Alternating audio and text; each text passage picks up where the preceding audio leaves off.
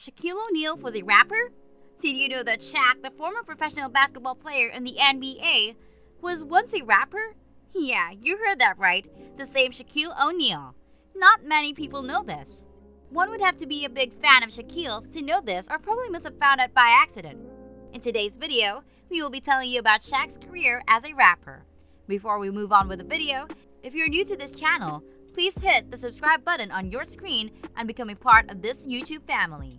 Now that you have subscribed to our channel, let's dive right into the video.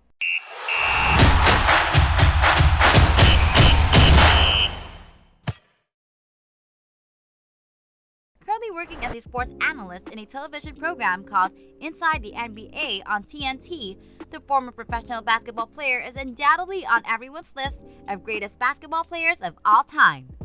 Shaq may not be in your top 3 or top 5, but he'd definitely be in everyone's top 10.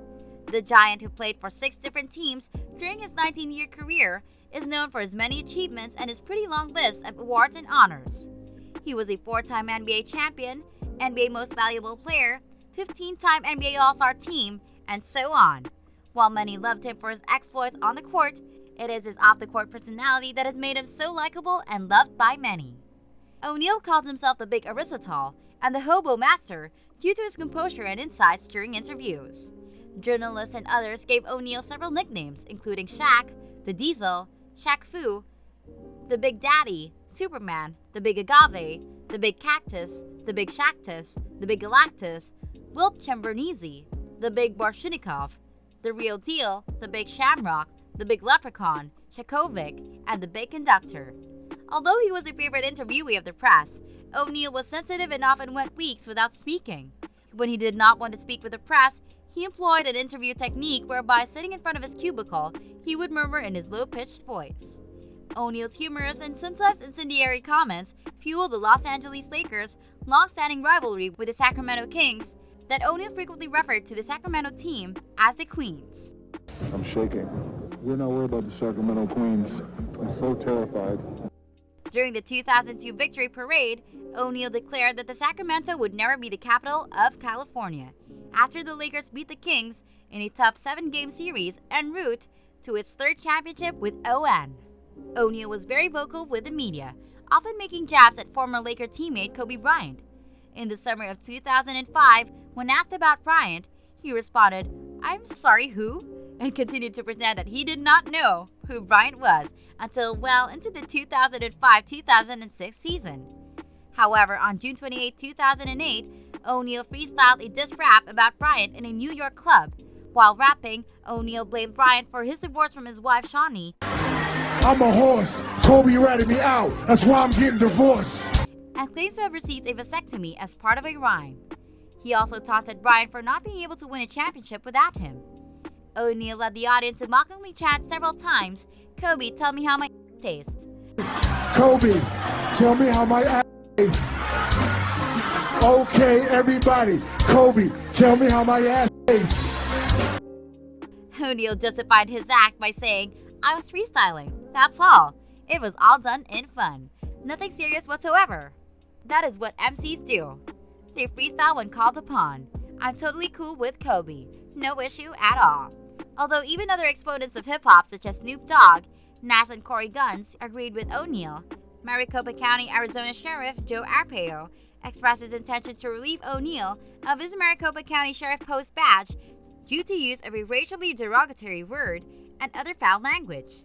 The racial code from his song was, "It's like a trying to be more than me."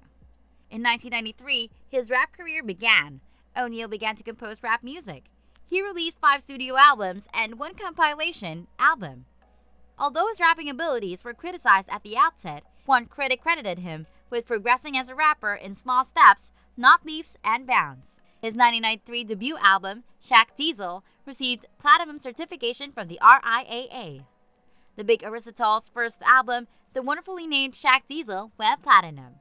Granted, this was in an era where people still bought albums, but those albums cost just shy of $20. More than 1 million people shelled out on Andrew Jackson for the right to own the budding NBA superstar side project. The album produced a pair of RIA certified gold, top 40 singles, the party anthem What's Up Doc, Can We Rock, At the Reggae Show, I Know I Got Skills. The Diesel's follow-up album Shaq Fu, The Return, found its audience as well, selling enough to be certified gold and allowing the self-proclaimed Superman to avoid the dreaded sophomore slump. The astonishing collection of hip-hop heavyweights involved in the making of Shaq's albums really drives home this point. In fact, Shaq went out of his way to include the era's biggest names in his music, even telling his label, "I don't want to rap by myself. My concept is to rap with all my favorite artists." Mission accomplished. Big Man, Phife Dawg, Def Jeff, and Eric Sermon were heavily involved in the production of O'Neal's debut album. Wu-Tang members Method Man and RZA, along with Redman and Warren G, had a hand in Shaq Fu, The Return, producing and appearing on multiple tracks. These 90s hip-hop luminaries all saw enough in Shaq's rap skills to lend their prodigious talents to his career, providing the big man with a legitimacy he may not have otherwise had. But believe it or not, these aren't even the most impressive collaborations Shaq managed to wrangle for his albums. His third studio album, You Can't Stop the Rain, holds a particularly special place in hip-hop.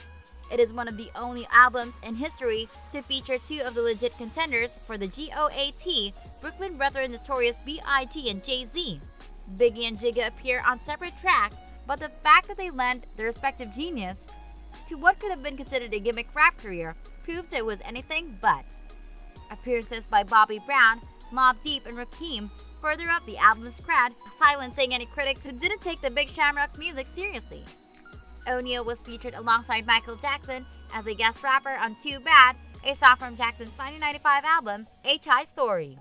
He contributed 3 tracks, including the song We Genie, to the Kazam soundtrack. O'Neal was also featured in Aaron Carter's 2001 hit single, That's How I Beat Shaq. Shaq also appears in the music video for the release. Shaquille O'Neal conducted the Boston Pops Orchestra at the Boston Symphony Hall in December 2010.